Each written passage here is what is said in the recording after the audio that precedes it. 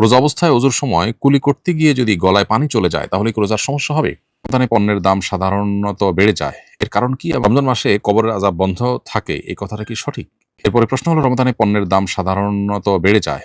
এর কারণ কি এবং কিভাবে এটা প্রতিকার করা যেতে পারে বলে আপনি মনে করেন? কারণ তো আমরা সবাই কম বেশি জানি যে গুদামজাত করার কারণে অবৈধভাবে আ উম আ আপনার এবং কৃত্রিমভাবে যে সংকট সেটা তৈরি করার কারণে অসাধুতার কারণেই মূলত এটি তৈরি হয়ে থাকে। এটার জন্য আসলে কড়া আইনের শাসন দরকার।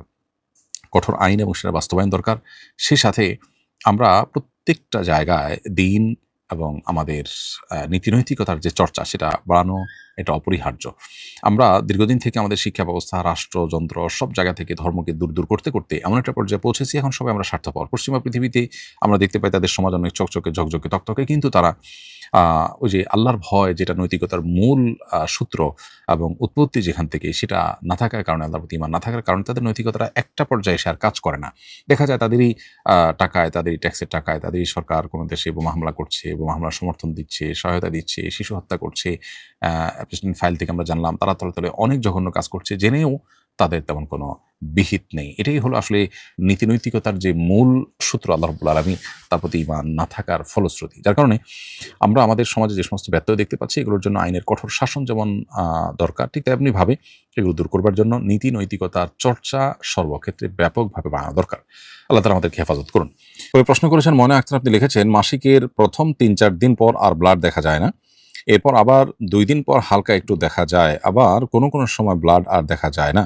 এভাবে করতে পুরো ৮-৯ দিন চলে যায়। প্রশ্ন হলো আমি কততম দিন থেকে পবিত্র হয়ে নামাজ রোজা রাখতে পারবো? বোন ময়না আক্তার, আপনার প্রশ্নের উত্তর হলো যে ৩-৪ দিন ব্লিডিং হওয়ার পর যদি ব্লিডিং বন্ধ হয়ে যায় তাহলে ৩-৪ দিনই আপনার মাসিক হিসেবে গণ্য হবে। আর যদি যেমনটি আপনি বলেছেন ৩-৪ দিন পর বন্ধ হয়ে আবার হয় আ এবং এই প্রক্রিয়া হতে যদি ১০ দিনের কমের মধ্যে এসে একেবারে বন্ধ হয়ে যায় তাহলে যখন একেবারে বন্ধ হয়ে গেল তখন ওই কয়দিন পর্যন্ত আপনার মাসিক হিসেবে গণ্য হবে। মাঝে যে কখনো গ্যাপ তৈরি হয়ে আবার হচ্ছে, ওই গ্যাপ তৈরি হওয়া না হওয়াতে কিছু যাবে না। আর যদি ১০ দিনের বেশি হতে থাকে তাহলে আপনার ১০ দিন পর্যন্ত মাসিক হবে এবং বাকিটা অসুস্থতা হিসাবে গণ্য হবে। রোজা অবস্থায় ওযুর সময় কুলি করতে গিয়ে যদি গলায় পানি চলে যায় তাহলে কি রোজার সমস্যা হবে? অসতর্কতাবশত যদি আপনার গলায় পানি প্রবেশ করে অথবা কোনো খাবার চলে যায় বশত তাহলে ফোকাহে আহনাফের মতে আপনার রোজা ভঙ্গ হবে। তবে এর কারণে আপনার শুধু কাজা করতে হবে, কাফারা করতে হবে না। তবে এ বিষয়ে আরব উলামায়ে কেরাম বা হাম্বলি ফকিহদের মত হলো ভিন্ন। তারা মনে করেন যে আ ভুলে খেলে যে রোজা ভঙ্গ হয় না এটা তার অন্তর্ভুক্ত। আর ফোকাহে আহনাফ বলেন যে এটা মূলত ভুলে খাওয়া নয়। তার তো রোজার কথা স্মরণ আছে। এটা হলো অসতর্কতাবশত গলদকরণ করা। আর ভুলে খাওয়া বলতে রোজার কথা ভুলে গেছেন, এই অবস্থায় খাচ্ছেন। এরকম খেলে সেটা রোজা ভঙ্গের কোনো কারণ হয় না সবার মতেই। অতএব ফোকাহে আহনাফের মত অনুযায়ী আপনি রোজা অবস্থায় কুলি করতে গিয়ে যদি গলার ভেতরে পানি প্রবেশ করে যায় তাহলে এই রোজাটা আপনাকে পরবর্তীতে কাজা রেখে দিতে হবে এবং যেহেতু এটি অনিচ্ছাকৃত হয়েছে ফলে এর কারণে আপনার গুনাহ হবে না।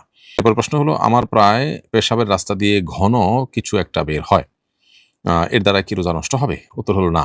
এর কারণে রোজা নষ্ট হবে না।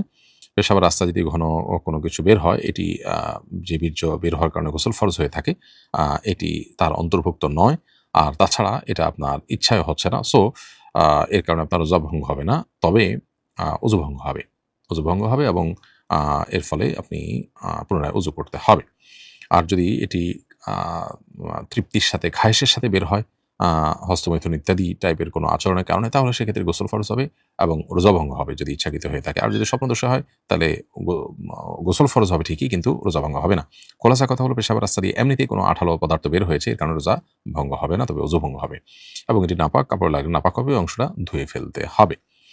স্বামী রিজিকের ভয় করেন, তাই স্ত্রী যদি স্বামীকে না জানিয়ে গর্ভধারণ করেন তবে জায়েজ হবে কিনা? উত্তর হলো জায়েজ হবে, এতে কোনো অসুবিধা নেই। কারণ যে ব্যক্তি রিজিকের ভয়ে সন্তান নিতে চাচ্ছেন না তিনি ভুল করছেন বা অন্যায়ের মধ্যে আছেন। অন্যায়ের মধ্যে থাকলে সেটার দায় তার উপর একান্তভাবে বর্তাবে এবং এটা কারণে স্বামীর আনুগত্য করতে বাধ্য নন স্ত্রী। স্ত্রী স্বামীর আনুগত্য ততদিন করবেন যতদিন তিনি হালাল বা আল্লাহর নির্দেশনার মধ্যে থাকেন। যদি কোনো হারাম কাজের নির্দেশনা দেন তিনি সেটি মানতে স্ত্রী বাধ্য নন। অতএব কি খাওয়াবেন বা সন্তান কি খাবে বা তার রিজিকের ব্যবস্থা করতে হবে এই ভয়ে যদি সন্তান না নেওয়ার সিদ্ধান্ত স্বামী নেন তাহলে তিনি ভুল করছেন। আর ভুল কাজে স্বামীকে অনুসরণ করতে স্ত্রী বাধ্য নন। তো প্রশ্ন হলো ভোট দিতে গেলে হাতে অমোছনীয় কালি লাগানো হয়। এই কালি প্রায় ২ দিন ছিল। এই সময়ের অজু কি শুদ্ধ হয়েছে? না হয়ে থাকলে এখন করণীয় কি? ভোট দেওয়ার পর যে হাতে কালি লাগানো হয়, এই কালিটা এমন কালি নয় যেটা আমাদের ত্বক বা চামড়ার উপরে আলাদা কোনো আবরণ তৈরি করে ফেলে, যার ফলে পানি ত্বকে পৌঁছায় না। এটা এরকম কালি না। যার কারণে এই কালি হাতে থাকা অবস্থায় অজু বা গোসল করলে সে অজু গোসল হয়ে যাবে এবং এই কালি তোলা ছাড়াও অজু গোসল করে আমরা সালাত আদায় করতে পারবো। অতএব আপনি ২ দিন যাবৎ এই কালি নিয়ে যে অজু গোসল করে সালাত আদায় করেছেন, নামাজ পড়েছেন, সেটি হয়েছে। এটা নিয়ে আপনার দুশ্চিন্তা করবার কোনো কারণ নেই। আমি একজন বিধবা নারী, জীবিকার তাগিদে স্বামীর রেখে যাওয়া ব্যবসা আমার পরিচালনা করতে হয়। আমার সকল স্টাফ পুরুষ, রোজার মধ্যেও প্রায় সবার সাথে আমার কথা বলতে হয়। এতে কি আমার রোজা মাকরুহ হওয়ার সম্ভাবনা আছে? উত্তর হলো, একান্ত প্রয়োজন হলে একজন নারী তিনি অন্য পুরুষদের সাথে কথা বলতে পারেন। আপনার যদি বিকল্প কোনো ব্যবস্থা না থাকে তাহলে সেক্ষেত্রে কথার মধ্যে, কণ্ঠের মধ্যে বিশেষ কোমলতা সৃষ্টি না করে ফিতনার সমস্ত বিষয়গুলোকে মাথায় রেখে আপনি প্রয়োজনীয় আলাপ আলোচনা, আজকাল তো বেশিরভাগ কাজই এসএমএস, মেইল ইত্যাদির মাধ্যমে করা সম্ভব। যেখানে কথা বলা দরকার সেখানে কথা বললে সেটা আপনার জন্য নাজায়েজ হবে না। আপনি শরিয়ার মূলনীতিকে ফলো করে এক্ষেত্রে আপনার ব্যবসা পরিচালনা করতে পারেন এবং এর কারণে রোজার কোনো ক্ষতি হবে না ইনশাআল্লাহ তাআলা। রমজান মাসে কবরের আযাব বন্ধ থাকে, এই কথাটা কি সঠিক? এটার উত্তরের আগে আমরা দিয়েছি একাধিকবার সম্ভবত। রমজান মাসে কবর আযাব বন্ধ থাকার বিষয়টি কোনো বিশুদ্ধ হাদিস দ্বারা প্রমাণিত নয়। অনেকেই মনে করে থাকেন যে রমজানের শুরুতে কবর আযাব বন্ধ হয়ে যায়, রমজান শেষ হলে আবার চালু হয়। এই মর্মে যে সমস্ত বর্ণনা পাওয়া যায় এগুলো কোনোটাই বিশুদ্ধতার মানদণ্ডে উত্তীর্ণ নয় বা সহিহ কোনো হাদিস দ্বারা এটি সাব্যস্ত নয়। পর্নোগ্রাফি না দেখলে স্ত্রী সহবাসে আগ্রহ হয় না, তার জন্য কি পর্নোগ্রাফি দেখা বৈধ হবে? উত্তর হলো না, কোনো অবস্থাতেই এটি জায়েজ হতে পারে না। বরং এই পর্নোগ্রাফি দেখতে, দেখতে বদ অভ্যাস এর ফলশ্রুতিতে তিনি একটা রোগ বাঁধিয়ে নিয়েছেন নিজের জন্য। অতএব এই রোগ থেকে উত্তরণের জন্য তিনি হালাল পথে চেষ্টা করবেন, হালাল উপায়ে তিনি চেষ্টা করবেন, কাউন্সিলরের কাছে যাবেন, অন্য কোনো উপায় তিনি অবলম্বন করবেন। আ সাইকোলজিস্টের কাছে তিনি যেতে পারেন, তাদের শরণাপন্ন হতে পারেন। ইনশাআল্লাহ বিদিনিল্লাহ সেগুলো তাকে হেল্প করবে। আর যদি পর্নোগ্রাফি ছাড়া অন্য কোনো উপায় তার স্ত্রী সহবাস করবার কোনো আগ্রহ তৈরি না হয়, তারপরেও তার জন্য পর্নোগ্রাফি দেখা জায়েজ হবে না। আমি সরকারি চাকরিজীবী।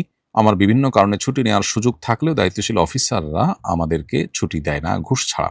এক্ষেত্রে তাকে ঘুষ দিয়ে ছুটি নিলে গুনাহ হবে কিনা? যদি আপনার ন্যায্য অধিকার আদায় করার জন্য ঘুষ ছাড়া কোনো উপায় খোলা না থাকে তাহলে সেক্ষেত্রে এটি আ আপনার জন্য জায়েজ হতে পারে। কিন্তু যিনি গ্রহণ করছেন তিনি আ অবশ্যই গুনাহগার হচ্ছেন। কুড়িয়ে পাওয়া টাকার মালিক পাওয়া না গেলে জনকল্যাণমূলক খাতে ব্যয় করা যাবে কিনা?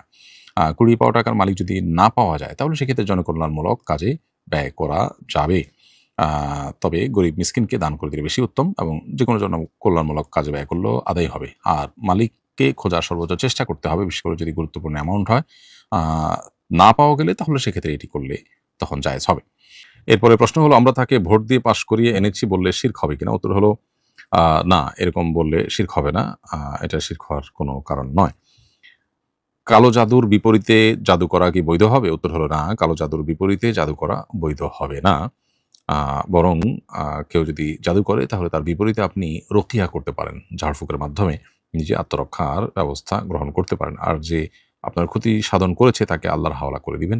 আল্লাহ তার বিচার করবেন। আপনি নিজেই তার জন্য আবার ক্ষতি করার জন্য পাল্টা